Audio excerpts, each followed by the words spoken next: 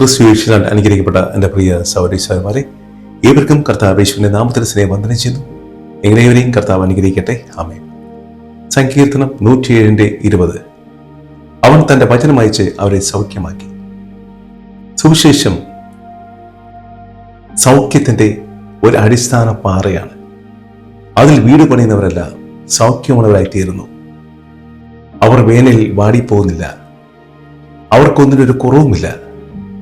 Hallelujah.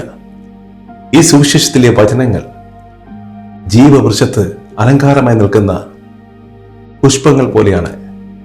അതിലേക്ക് നോക്കുന്നവർ ഈ പുഷ്പങ്ങളിലൂടെ ആകർഷിക്കപ്പെടുകയും അവർ ജീവവൃക്ഷത്തിന്റെ അടുക്കൽ വരികയും പുഷ്പത്തിൽ നിന്ന് പുറപ്പെടുന്ന ആ ഗന്ധം, ആ മണം അവർ ശ്വസിക്കുകയും അതിലൂടെ അവർ ക്രിസ്തുവിലേക്ക് ആകർഷിക്കപ്പെടുകയും ചെയ്യുന്നു.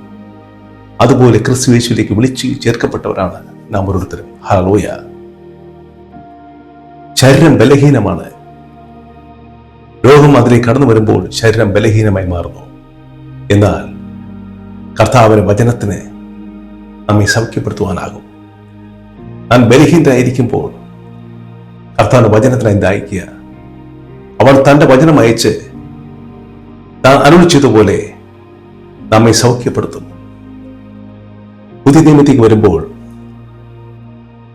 മത്തായി 8:8, ലൂക്കോസ് 7:7, ഒരു ശതാധിപൻ കർത്താവിന്റെ അടുക്കലെന്ന് പറയാണ്, എന്റെ ബാല്യക്കാരൻ രോഗാവസ്ഥയിലായിരിക്കുന്നു, സൗഖ്യപ്പെടുത്തണമേ.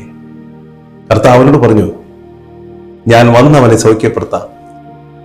എന്നാൽ ശതാധിപൻ കർത്താവിനോട് പറഞ്ഞു, കർത്താവേ, അങ്ങന്റെ ഭവനത്തിലേക്ക് എഴുന്നള്ളി വരാനുള്ള യോഗ്യത, പ്രവേശിക്കാനുള്ള യോഗ്യത എനിക്കില്ല.